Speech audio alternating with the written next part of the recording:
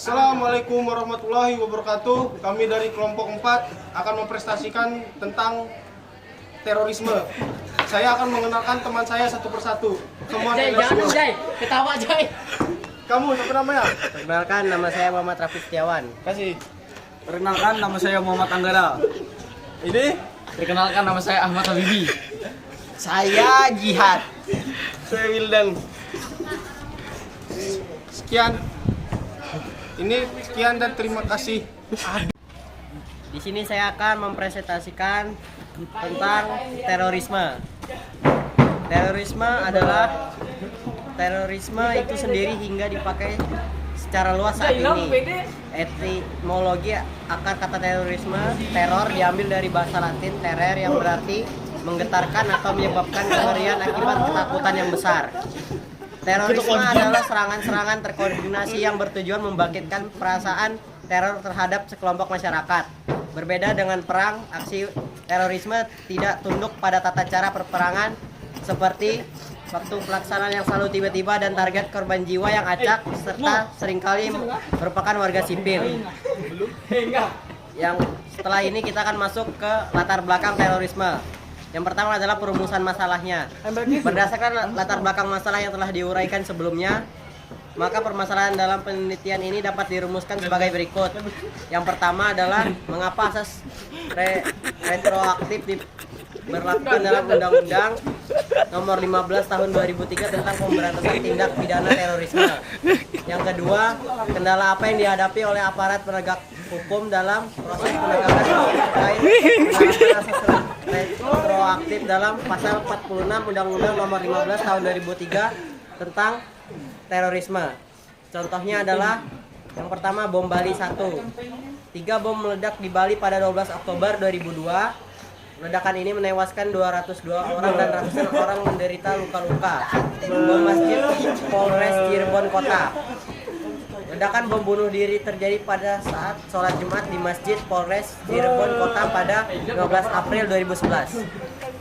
B. Tujuan Badan Nasional Penanggulangan Terorisme atau BNPT menyatakan bahwa terorisme merupakan kejahatan yang tidak hanya mengancam keamanan masyarakat, tetapi sebagai produksi untuk menghancurkan citra Islam dan negara Indonesia.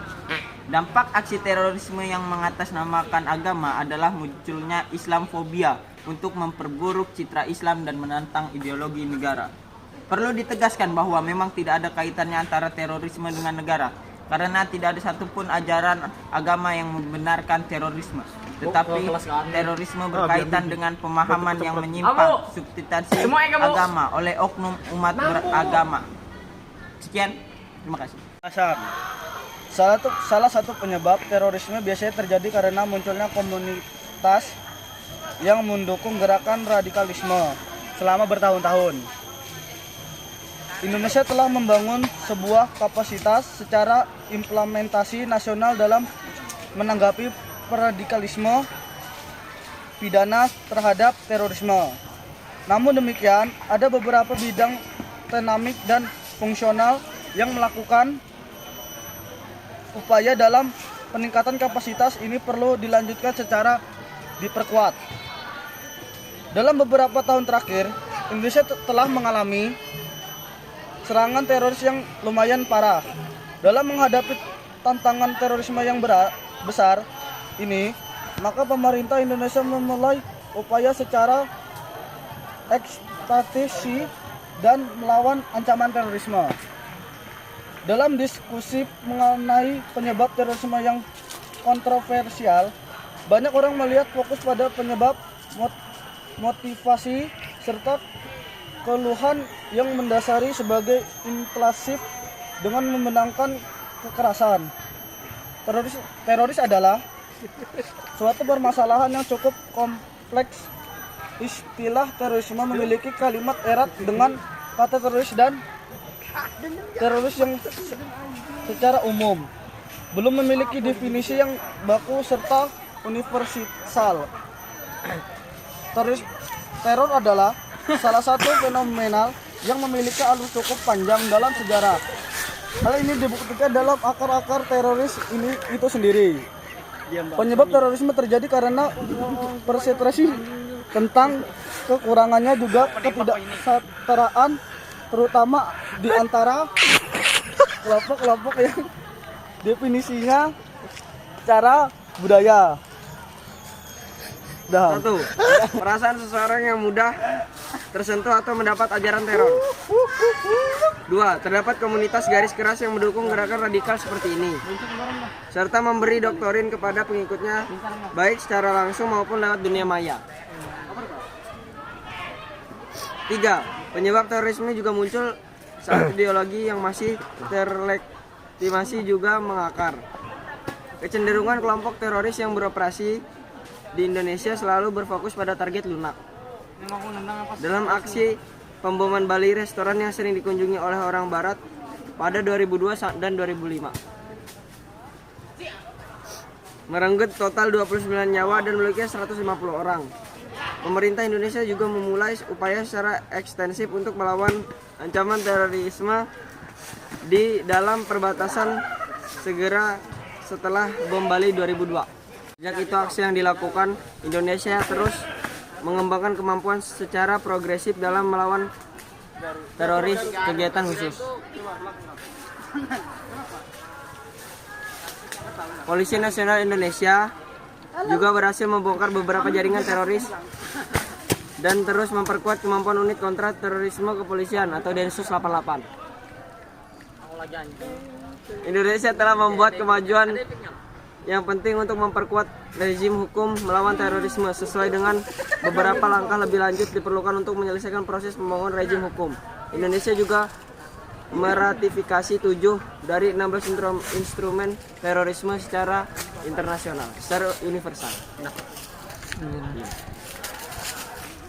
Melansir dari sumber yang sama, kerangka hukum yang ada serta bantuan hukum timbal balik dalam masalah pidana konvensi nasional, namun kejelasan lebih lanjut perlu diterapkan pada yurisdiksi sepenuhnya menerapkan persyaratan ekstradiksi atau dituntut. Terima kasih. Kasus terorisme, radikalisme, konflik sosial, gangguan kelompok kriminal bersenjata di Papua. Kejahatan seliber dan narkoba masih berpotensi mengganggu keamanan dalam negeri sepanjang 2019. Tentang lain yang dihadapi Polri adalah pesta demokrasi atau pemilu 2019. Ada beberapa potensi kerawanan yang perlu diwaspadai di tahun 2019. Karena itu Polri senantiasa disigapi di seluruh wilayah tanah air Indonesia. Tito mengungkapkan konflik sosial seperti aksi intolerasi, konflik SDA, konflik agrira, dan lainnya sebagai bisa memicu perpecahan masyarakat. Stabil keamanan dalam negeri sepanjang 2018 terjaga dengan baik di mana seluruh agenda nasional berjalan dengan aman dan lancar, serta penanggulangan bencana dapat terlaksana dengan cepat dan tuntas, ujar mantan Kapolda Metro Jaya ini.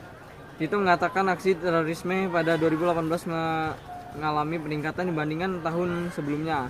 Dari 12 aksi terorisme di 2017 mengikat menjadi 17 aksi di 2018. Namun dengan adanya Undang-Undang Nomor 5 Tahun 2018 tentang pemberantasan tindakan pidana terorisme, Polri bisa melakukan aksi pencegahan. Dalam UU itu disebutkan siapa saja yang terkait dengan organisasi terorisme bisa langsung ditangkap. Selain masalah gangguan keamanan, mantan Kapolda Papua ini juga memberikan penjelasan tentang peningkatan anggaran di lembaganya. Beberapa gedung sudah jadi seperti di gedung Mapolda Metro Jaya, gedung Breskrim Polri, dan gedung Mapolda Sumatera Barat. Itu juga menyinggung sejumlah modernisasi yang sudah dilakukan Polri selama 2018, misalnya penerapan e-tilang di 34 Polda. Kami juga punya 60 unit pesawat udara terdiri dari 49 helikopter dan 11 Pickwing. Terbaru satu pesawat CN-295 dan satu helikopter Bell 412 EP, ungkapnya. Tindakan kekerasan atau radikalisme merupakan suatu paham yang menghendaki adanya perubahan atau pergantian terhadap suatu sistem di masyarakat sampai ke akarnya dengan menggunakan cara-cara kekerasan. Ada anggapan di kalangan masyarakat awam bahwa radikalisme dilakukan salah karena kenyataan demikian. Cara anggapan dilaksanakan masyarakat awam bahwa radikalisme dilakukan oleh suatu agama tertentu saja dan anggapan tersebut tidak antisipasi terhadap kemungkinan adanya perekrutan menjadi anggota ISIS yang memiliki paham radikal yang selalu melancarkan serangan dan merusak nilai-nilai agama. Aksi kekerasan yang terjadi selama ini mayoritas dilakukan oleh kelompok orang yang mengatasnamakan agama dengan menyalahartikan sejumlah pengertian kebaikan untuk dijadikan dalil untuk melakukan tindakan kekerasan atau nama jihad. Semua aksi kekerasan yang atas nama agama sangat tidak dibenarkan, baik menurut agama, peran tokoh agama untuk mendakwah nilai-nilai luhur agama Islam.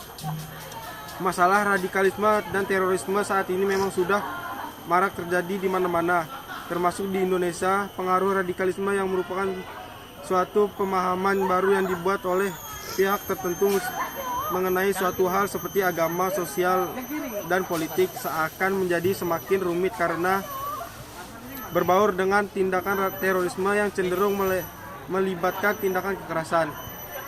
Berbagai tindakan teroris yang tak jarang memakan korban jiwa seakan menjadi cara dan senjata utama bagi para pelaku radikalisme dalam menyampaikan pemahaman mereka dalam upaya untuk mencapai sebuah perubahan.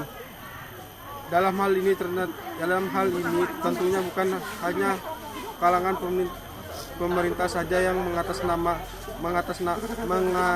mengatasinya, namun seluruh rakyat harus juga ikut terlibat dalam usaha tersebut, terutama para kaum pemuda-pemudi.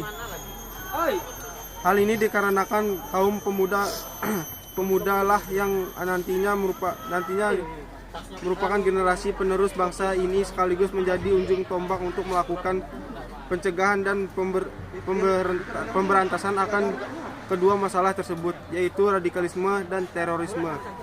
Agar tidak menjadi penyebab paling mencolok untuk mengambil peran dalam mengatasi masalah ini adalah para generasi muda seperti halnya mahasiswa yang merupakan agen of change bangsa ini, di samping juga anak-anak yang masih dalam tahap pembentukan pribadi sehingga memerlukan bimbingan khusus dan dari orang tua tentunya agar nantinya tidak tersesat dalam paham radikalisme serta tindak terorisme. Udah gitu. Udah 3. Penutup. Kesimpulan, terorisme merupakan suatu tindakan violence atau menggunakan kekerasan yang dilakukan oleh suatu kelompok teroris dengan tujuan menimbulkan rasa tidak tenang atau teror terhadap masyarakat suatu negara. Tujuan yang hendak dicapai oleh teroris ini yaitu untuk mempengaruhi kebijakan pemerintah. Saran. Hal pertama yang dapat dilakukan untuk mencegah paham radikalisme dan tindak terorisme ialah memperkenalkan ilmu pengetahuan dengan baik dan benar. Pengenalan tentang ilmu pengetahuan ini harusnya sangat ditekankan kepada siapapun, terutama kepada para generasi muda. Hal ini disebabkan terutama pemikiran para generasi muda yang masih mengembara karena rasa keingintahuannya. Apalagi terkait suatu hal yang baru seperti sebuah pemahaman terhadap suatu masalah dan dampak pengaruh globalisasi. Dalam hal ini, memperkenalkan ilmu pengetahuan bukan hanya sebatas ilmu umum saja, tapi juga ilmu agama yang merupakan fondasi penting terkait perilaku, sikap, dan juga keyakinan kepada Tuhan. Kedua ilmu ini harus diperkenalkan secara baik dan benar. Dalam artian haruslah seimbang antara ilmu umum dan ilmu agama. Demikian sehingga dapat tercipta kerangka pemikiran yang seimbang dalam diri. Sekian dari kami, terima kasih. Sekali lagi panggilan untuk yang di